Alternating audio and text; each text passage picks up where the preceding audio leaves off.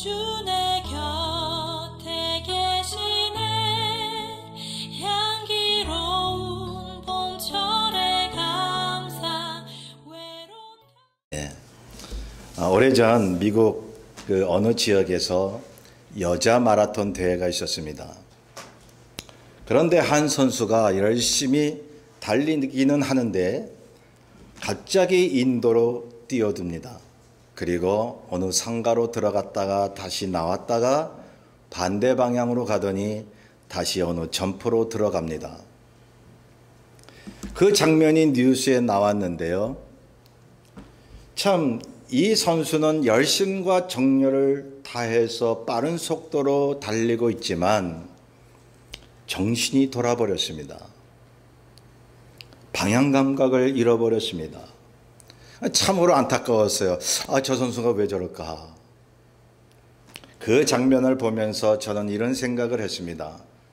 세상 사람들이 남들보다 빨리 달리기를 바라고 힘찬 열정과 노력을 다하지만 방향 감각을 잃어버린 사람들이 많이 있다는 사실입니다. 방향보다는 속도를 더 중요시하는 사회가 되어버렸습니다. 빨리 이루기만 하면 성공인 것처럼 그런 생각을 하잖아요. 앞질러 가야 좀 경쟁사회 속에서 이기는 것 같고 말이죠. 이렇게 빨리 누구보다 이루어야 되겠다는 생각 때문에 방향과 정도를 잃어버린다면, 그러나 우리 믿는 사람들은 속도보다 방향과 정도가 더 우선이지 않겠습니까? 왜 믿는 사람도 누구보다 빨리 달리지 못해서 그렇게 실망을 할까요? 저 사람이 나보다 앞질러 가네.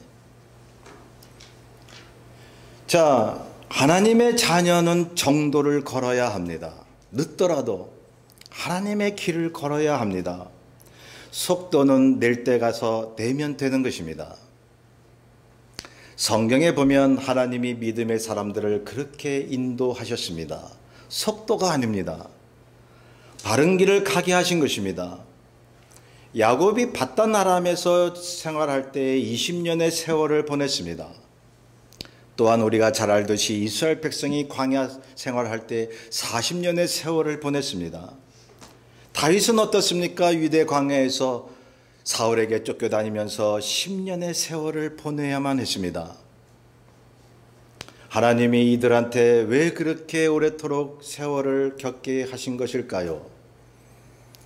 하나님의 길은 속도가 아님을 보여주고 계시는 것입니다. 정도라고 말씀합니다. 바른 길이라고 말씀합니다. 방향 있는 바른 길로 걸었더니 정확히 하나님의 때에 하나님의 성취를 이루는 것이 성경의 기록이지 않겠습니까? 성도 여러분, 혹시 무엇을 이루며 사는 데 있어서 더디다고 생각하신 적이 있습니까? 왜 내 생애는 이렇게 막히는 걸까? 사람에 의해서 내 길이 막혀지고 어떤 사건 때문에 그렇게 되고 그런 거 수없이 당하잖아요. 그런데 주님 눈에는 그것이 더딘 것이 아니라 하나님의 때에 맞춰 정확히 우리가 가고 있다는 사실입니다. 참새 한 마리도 하나님의 허락 없이 떨어지는 법이 없다고 말씀하셨는데, 하나님의 택하신 모든 삶이 하나님께서 정하시지 않으면 어떻게 그런 일이 일어나겠습니까? 자, 보세요. 주님이 나사로가 병들었다고 들으셨을 때에 나사로에게 오지 않으셨습니다. 나사로가 죽은 다음에 그의 무덤에 찾아오셨습니다. 혹자는 이렇게 물어볼 수 있습니다. 주님이 제때에 안 오셨기 때문에 나사로가 죽었다고. 그런데 결코 아닙니다. 주님께서 정확한 때에 나사로의 무덤 앞에 서신 것입니다. 정확한 때에. 하나님이 아브라함에게 약속의 아들 이삭을 약속을 하셨는데 아브라함과 사라가 너무 늙어서 아이를 낳을 수 없는 상황이었습니다. 아브라함이 100세가 다 됐는데 기미가 없었던 거죠. 너무 늦었다고요? 아브라함이 이제 100세가 됐습니다. 사라는 90세가 됐습니다. 그런데 하나님의 정확한 때에 이삭을 낳게 됩니다. 하나님의 정확한 때는 속도가 아닙니다. 올바른 방향에 있는 것입니다. 올바르지 못한 지름길이 아니라 올바른 우회도로가 있습니다. 하나님께서 우회해서 가게 하십니다. 속도를 위한 공사는 부실 공사일 수밖에 없습니다. 하나님이 우리 신앙인의 인생길이 부실 공사로 놔두실까요? 막 그냥 어떻게 되든 빨리빨리 가기만 하라고, 그게 하나님의 영광이라고 그렇게 말씀하신 적이 있나요? 성도 여러분, 성경은 우리를 통해 하나님의 뜻을 이루고 우리의 꿈이 이루어지는 과정에 있어서 속도를 그렇게 중요하게 생각하지 않습니다. 오히려 바르게 사는 사람들이 속도가 늦어요. 그런데 알랄의 열매를 맺고 살잖아요. 그분들 우리 주변에, 우리 교회에도 계시잖아요. 속도보다는 순간순간 우리가 삶의 정황 속에서 주님이 맡기신 일에 우선을 두는 것을 주께서 바라고 계십니다. 그러기에 속도가 나지 않을 수 있는 것입니다. 속도가 나지 않으면 어떤가요? 하나님의 일을 이루며 살면 되죠. 하나님을 위한 삶을 어떻게 사느냐가 목적이죠. 뭘 이렇게 보이는 걸 이루는 게 아니고요. 내가 어떻게 살아가느냐가 우리 신앙인의 삶의 목적입니다. 속도를 중요시하는 사람과 삶의 방법을 더 중요시하는 사람과의 차이가 있는데요. 속도를 더 중요시하는 사람은 목표만 생각합니다. 언제 그 일이 이루어질고 주변 사람도 보이지 않습니다. 자기의 처한 상황도 생각되지 않습니다. 오로지 앞만 바라봅니다. 그래서 이 교회들이 앞만 바라보라, 목표를 향해서 가라 그러잖아요. 어떻게 보면 맞는 얘기인데 어떻게 보면 잘못 전달되는 거예요. 앞만 바라보다가 옆에 또 자기와 함께한 사람들, 자기가 처한 그런 상황에서 자기가 할 일을 잊어버릴 수 있다는 사실입니다. 앞만 보기에 하나님이 맡기신 일을 잊어버릴 수가 있습니다. 그런 신앙인들이 있습니다. 근데 하나님은 앞을 향해서, 목표를 향해서 가게 하시지만 현실에 지금 here and now, 지금 내가 처한 그런 상황 속에서 내가 어떻게 주님을 위하여 사는가, 하나님이 그거를 더 관심 두고 보시지 않겠어요? 속도만 중요시하는 사람은 경쟁을 하려고 합니다. 개인적으로 또한 교회적으로도 여러 가지로 먼저 앞질러 가야 눈에 보이게 뭔가 남들보다 나타나야 신앙의 성공인 줄 압니다. 그것이 이루어지지 않으면 이 사람은 만족을 느끼지 못합니다. 그런데요, 속도보다는 믿음대로 사는 과정을 더 중요시하는 사람은 하루하루 최선을 다하는 거예요. 앞날을 보면서도 자기가 처한 상황에서 자기가 맡긴 일을 충실히 하는 거예요. 오늘 요셉을 우리가 보고 있잖아요. 그 요셉이 어떻게 꿈을 이루었는가, 그 방법론을 주께서 제시하고 있습니다. 속도보다는 자신의 맡긴 일을 열심히 하려고 하는 사람들이 하나님의 말씀대로 살려고 합니다. 사람에 대해서도 소홀히 대하지 않습니다. 자기 성찰을 늘 합니다. 직장에서도 맡긴 일을 충실히 합니다. 저는 한국에서도 목회할 때 성도들에게 그렇게 설교를 많이 했어요. 우리가 하나님의 자녀들이라면, 하나님의 나라를 소유한 사람이라면 여러분들이 세상에서 맡겨진 일에 충실하시라고요. 사람들에게 인정받아야 된다고요. 요셉이 그러하지 않나요? 오늘 본문에 보니까 사람에게 인정받으니 그 사람을 통해 하나님이 주려고 하셨던 어떤 목표가 이루어지더라 하는 것입니다. 하나님이 그렇게 역사하시더라 하는 거예요. 크리스천이 세상과 사람에게 인정을 못 받으면 하나님의 길도 그만큼 막힌다는 사실을 우리는 생각해 보셨습니까? 많은 경우가 사람을 통해서 역사하시는데 그냥 하늘에서 뚝 떨어지는 것이 아니라 사람을 통해서 하나님이 우리에게 보여주시고 축복을 하시는데, 아직도 어떤 교인들을 보면 말이죠, 한국에 하나님과의 관계만 잘 맺으려는 사람이 있어요. 아주 사람 관계는 정말 안 믿는 사람들이 그걸 보고, 야, 예수 믿는 사람 다 그러냐? 여러분, 하나님을 잘 믿는다라고 하는 것은 이 세상에서도 사람에게 인정을 받는 것입니다. 하나님이 그렇게 역사하시는 것입니다.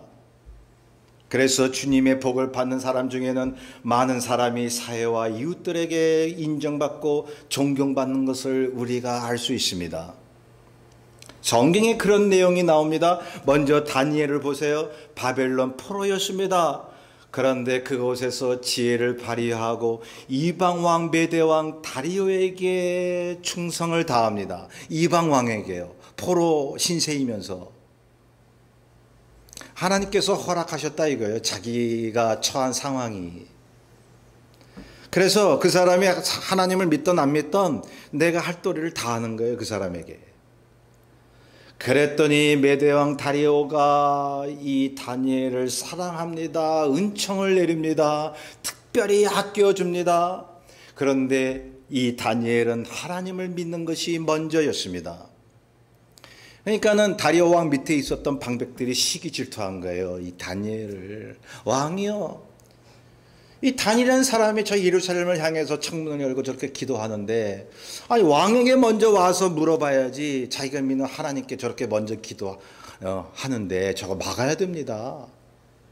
조서를 내리소서 해가지고 왕이 그 신하들에게 꼬드김을 당해가지고 조서를 내린 거죠. 왕에게 먼저 묻지 않고 자기 신에게 먼저 묻는 자들은 벌을 내리리라. 사자굴에 집어넣으리라. 그걸 알면서도 다니엘은 창문을 열고 예루살렘을 향하여 하나님 앞에 기도하죠. 그것을 구해바칩니다. 그러니 이 다니엘을 사랑했던 이 다리오 왕이 어쩔 수가 없는 거예요. 자기가 명령문을 내렸는데 다니엘을 사랑하지만 할 수 없다 해가지고 사자굴에 넣지 않았습니까?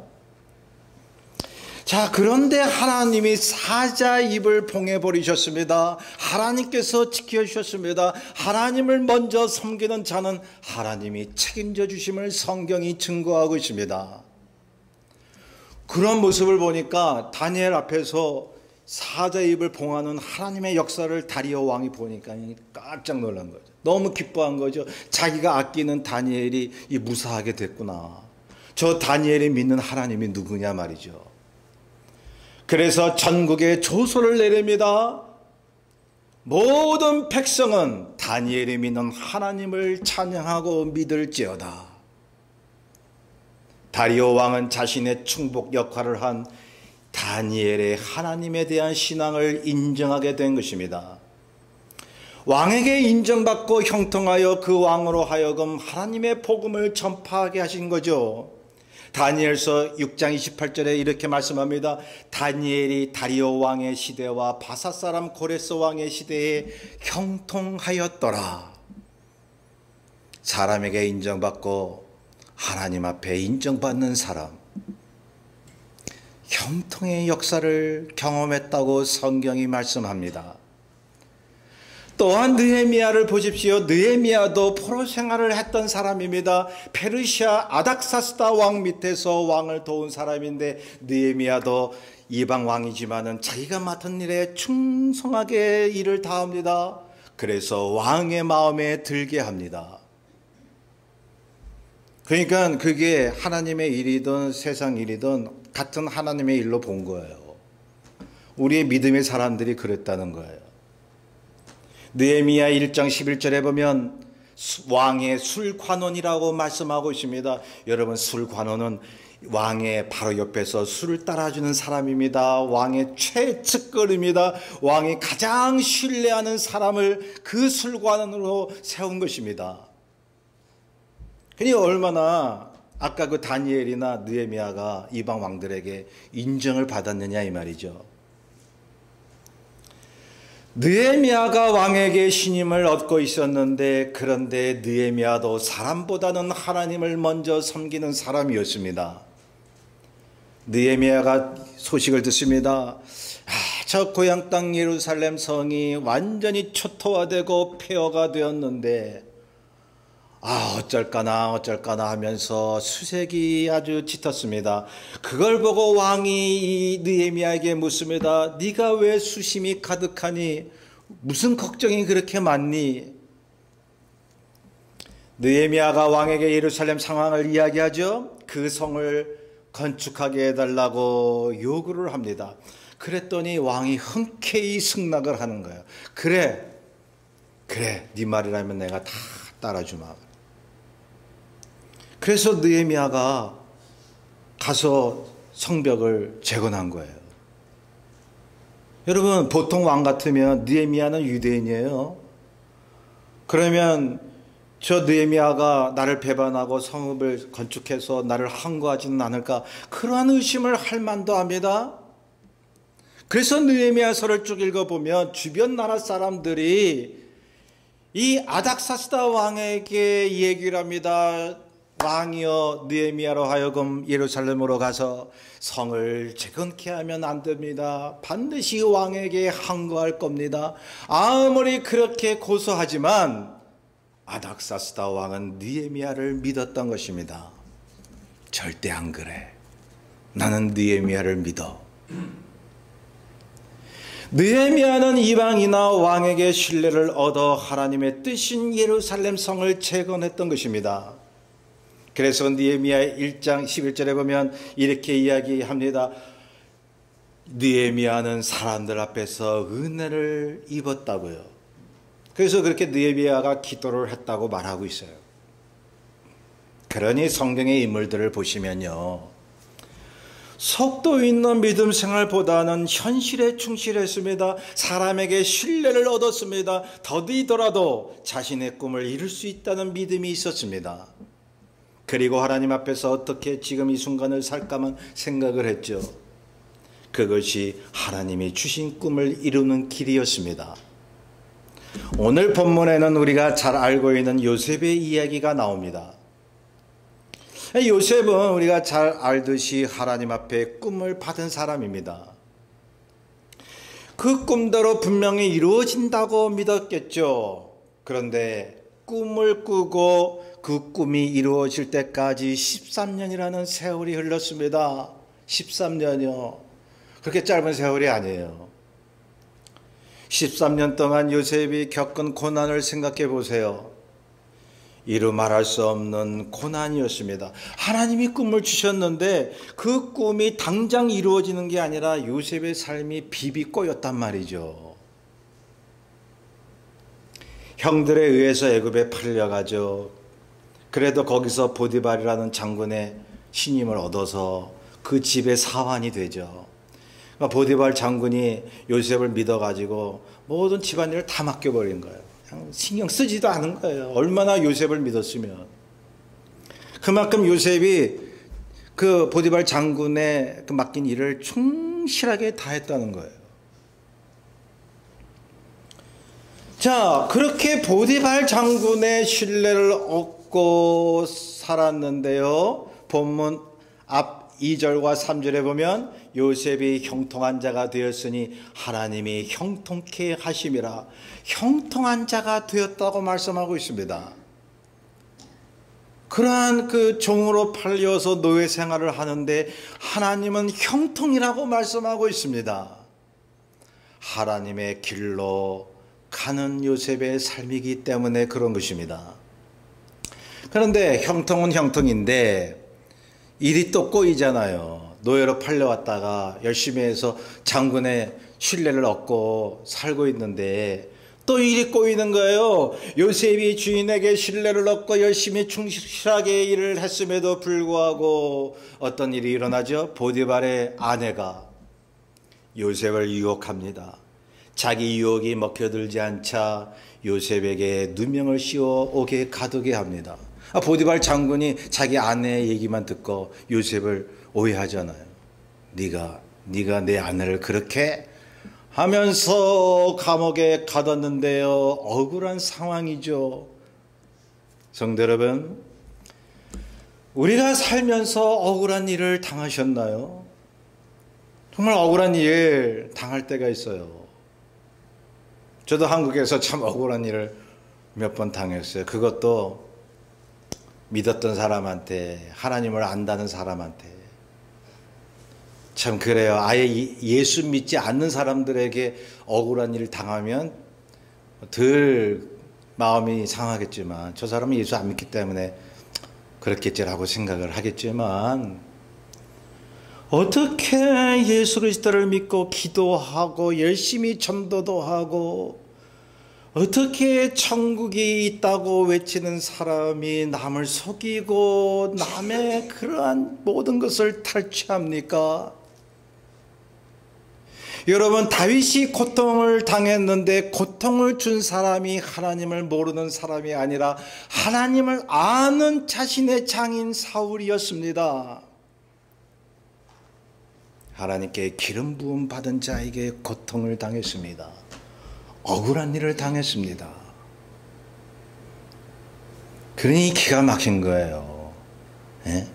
평소에 기도 참 열심히 하고 뜨겁게 막 신앙생활 하겠다고 하는 사람이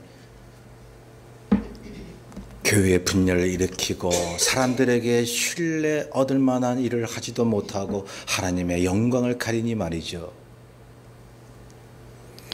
우리가 그러한 억울한 일들 때문에 일이 꼬이고 바라던 일들이 망쳐버리는 일들은 없으셨나요? 지금쯤 어느 정도 성공을 했을 텐데 그것 때문에 지금도 힘든 삶을 살고 있다고 생각을 하시나요?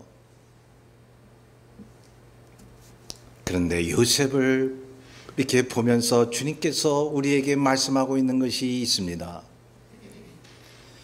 자, 요셉은 너무나도 억울한 일을 당했는데 여러분 여기 보세요. 하나님이 형통케 하셨다는데 왜 억울한 일을 당해서 감옥에 가야만 했을까요? 감옥에 가서도 요셉의 삶이 어떠했는가를 주님께서 보여주시려고, 감옥에 가서도 사람들한테 신뢰를 얻습니다. 거기서도 맡은 일을 다 합니다. 악한 그 아내 때문에 신뢰를 잃고 감옥에 가지만은, 그런데 요셉이 불평했나요? 그것 때문에 재수험 붙었다고 그렇게 막 절망하고 하나님을 원망했나요? 아닙니다. 어느 곳에 가든지 자기 할 일을 했습니다. 묵묵히 하나님이 맡기신 일을 했습니다. 그렇게 했더니 사람들에게 신뢰를 얻습니다. 사람들이 요셉을 믿게 됩니다. 21절을 보면요, 하나님이 요셉과 함께 하시고 간수장에게 은혜를 받게 하심에 간수장이 집안 사무를 요셉에게 다 맡겨버린 것입니다. 성도 여러분, 어디에 있든지 자기 본분을 다하며 사람에게 신뢰를 얻으면 하나님께서 형통케 하신다고 성경이 말씀합니다. 20절을 보시면요, 주목해 주시기 바랍니다. 20절을. 요셉이 간 곳이 왕의 죄수를 가두는 곳이었더라. 보통 평범한 사람이 가는 감옥이 아니라 왕에게 죄를 지은 사람들이 가는 그 감옥으로 갔습니다. 왜 그랬을까요? 여기서 주님께서 우리에게 복선을 말씀해 주고 계시는 것입니다. 왜요? 하나님이 요셉에게 주신 꿈을 이루게 하시려고요. 형통케 하시려고. 나중에 바로 왕을 만나게 하시려고요. 그렇게 연결하게 하시려고요. 그건 조금 이따 보고요. 감옥에서도 간수장이 무엇이든지 살펴보지 아니할 정도로 요셉이 다 맡아서 관리하는데요. 23절에 다시 보시면 이는 여호와께서 요셉과 함께 하심이라 여호와께서 그를 범사에 형통하게 하셨더라. 여러분 다시 한번 이렇게 질문을 드리고 싶습니다. 그것이 뭐냐 하면 요셉이 형들에 의해서 애굽에 팔려와 보디발의 종이 되었다가 억울하게 감옥에 갇혔습니다. 도대체 뭐가 형통입니까? 그런데 성경은 다른 믿음의 사람들과 요셉에 대해서 역경과 고난에도 불구하고 하나님이 함께 하시니 형통했다고 기록하고 있습니다. 그러니까 말이죠. 그런 생각이 들어요. 성경에서 말하는 형통과 보통 사람들이 생각하는 그런 형통과 다르다는 거예요. 아주 질적으로 달라요. 성경에서 말하는 형통이란 일이 좀처럼 풀리지 않고 억울한 일을 당하며 시련 가운데 있을지라도 그것이 하나님의 길이라면, 그리고 어떤 목표 성취를 위한 복선이 된다면 그 복선이 불길한 일일지라도 하나님의 길이라면 그것을 성경은 형통이라고 말씀하고 있습니다. 하나님의 뜻을 위한 것이라면 그것이 형통이라고 말씀하고 있습니다. 자, 요셉이 왕의 죄수를 가두는 감옥에 갇혀 있었어요. 그런데 거기서 형통합니다. 감옥에 갇힌 상태에서 형통합니다. 어떻게 형통하냐 하면, 자, 요셉이 갇힌 그 감옥에, 왕의 죄수를 가두는 그 감옥에 왕의 두 관원장이 들어오게 됩니다. 죄를 지어서. 한 사람은 술 맡은 관원장이요, 한 사람은 떡 굽는 관원장이라고 이야기합니다. 그 뒤에 보면, 우리 본문 뒤에 보면 그 얘기가 나와요. 이 두 관원장이 꿈을 꾸게 되는데 내용이 서로 다른 꿈이었습니다. 서로 번민했습니다. 번민하다가 요셉에게 물어봅니다. 이런 꿈을 꿨다고. 요셉이 먼저 그러죠. 당신도 꿈을 내게 말해보시오. 그러니까 그 얘기를 하니까 하나님께서 요셉에게 지혜를 주셔서 꿈을 해몽하게 해요. 그게 무슨 어떤 꿈이었냐면 말이죠. 이 감옥에 들어온 술 관원장의 꿈은 복직된다는 꿈이었어요. 다시 왕 곁에 가서 다시 왕을 섬길 수 있는 복직되는 꿈이었고, 떡 굽는 관원장의 꿈은 처형될 것이라는 그러한 꿈이었습니다. 나중에 어떻게 됩니까? 그 꿈대로 이루어진 것입니다. 떡 굽는 관원장은 처형되었고 술 관원장은 다시 술 관원장이 됩니다. 이 술 관원장의 꿈이 복직되어서 잠시 요셉이 자기 꿈을 해몽해 준 것을 잊어버리고 있다가 바로 왕이 어떤 꿈을 꿨는데 요셉이 꿈 해몽 잘하는 것이 기억이 돼서 요셉을 소개하는 것이죠. 자, 바로왕도 꿈을 꾸어서 꿈 때문에 번민을 하는데, 자, 술 관원장으로 복직된 자가 바로왕에게 요셉을 소개하니 요셉이 바로왕 앞에 와서 꿈을 해석을 해줍니다.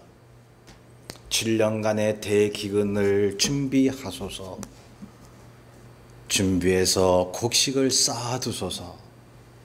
그러니 그걸 잘 채비를 해가지고 대기근이 오자 옆에 주변 나라들까지 먹여 살리는 막강한 애굽의 그러한 강한 모습이 이제 나오고 있지 않습니까? 그러니 바로 왕이 요셉에게 얼마나 감사합니까? 고맙습니까? 참 기특하다.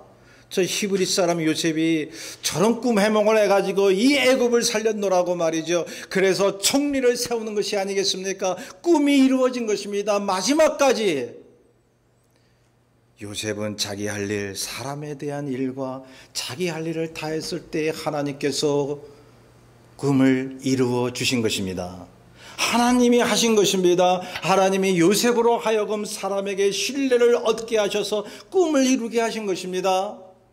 성도 여러분, 다니엘도 느헤미야도 요셉도 그 밖에 믿음의 사람들도 보면 역경 가운데서도 자신의 일을 묵묵히 해나감으로써 주변 사람들에게 신뢰를 얻는 것을 하나님께서 형통케 하셨다고 말씀하고 있습니다.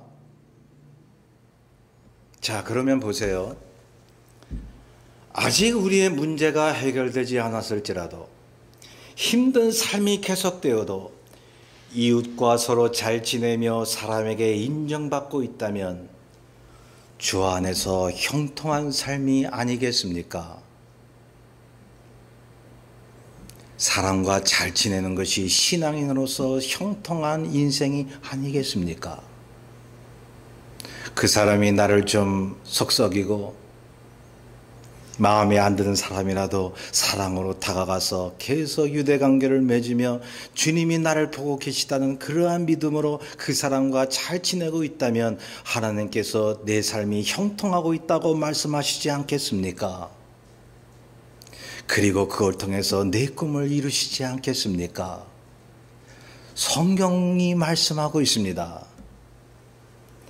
먼저는 하나님 앞에 바로 서고 사람과의 유대관계에 잘 맺는 그러한 형통. 그래서 우리는 이렇게 외쳐야 됩니다. 고난 가운데 있을지라도 나는 형통하고 있다고요. 나는 여태까지 잘 견뎌왔다고요. 주님 때문에 내가 어려운 고난 속에서도 신앙을 지켜왔다고요. 나는 그래서 형통하는 사람이라고요. 조금씩 안 되는 문제 때문에 자신을 부정적으로 생각을 한다면 그것은 하나님 앞에 아니될 말입니다. 하나님이 우리 한 사람 한 사람을 어떻게나 십자가에 달리실 정도로 귀하게 보시는데요. 여러분, 하나님의 역사는 반드시 어떤 초월적인 것이나 어떤 기적이 아닙니다. 하나님이 말씀하시는 그분의 도우심과 형통은 오히려 어려움 속에서 나타납니다. 시험 속에서도 불평하지 않고 맡은 일에 최선을 다함으로 사람에게 인정받는 것, 그것이 신앙의 형통입니다. 나를 위해 돕는 사람들이 생겨나는 것입니다. 요셉은 첫째로 고난이 와도 불평하지 않았습니다. 두 번째로 억울한 일을 당해도 자기 맡은 일만 생각을 했습니다. 세 번째로 꿈을 잃지 않았습니다. 네 번째로 어느 위치에 있는 사람이든 늘 존중하고 다가갔습니다. 그러기에 하나님이 함께 하셨습니다. 요셉의 이런 삶의 태도가 그의 꿈을 이루는 동기가 된 것입니다. 23절 다시 봅니다. 여호와께서 요셉과 함께 하심이라. 여호와께서 그를 범사에 형통하게 하셨느니라. 성도 여러분, 이 사실을 믿으시기 바랍니다. 지금 일이 아직 해결되지 않은 상황에도 순간순간 하나님은 우리를 형통케 하신다는 사실이요. 무엇을 빨리 해결해 나가는 그런 형통이 아니라 주님이 일하시는 궤도 선상에서 그분을 차분히 따르는 그러한 형통이요. 신앙에는 문제 해결이 늦어도 형통하고 있다는 것을 믿는 사람들입니다. 그러면 마침내 우리가 인생을 다하는 그 순간까지 우리가 태어나면서 하나님이 우리에게 주신 꿈이 그때 가서 다 이루어지는 거예요. 하나님이 실패하신 것을 보신 적이 있습니까? 개인을 통해서 역사하시는 하나님, 이 믿음으로 오늘이라는 시간 속에서도 주님이 주시는 형통의 은혜를 체험하게 되시기를 주의 이름으로 축원합니다. 우리 뜻을 잘 생각하면서 384장 우리 함께 찬송합니다. 384장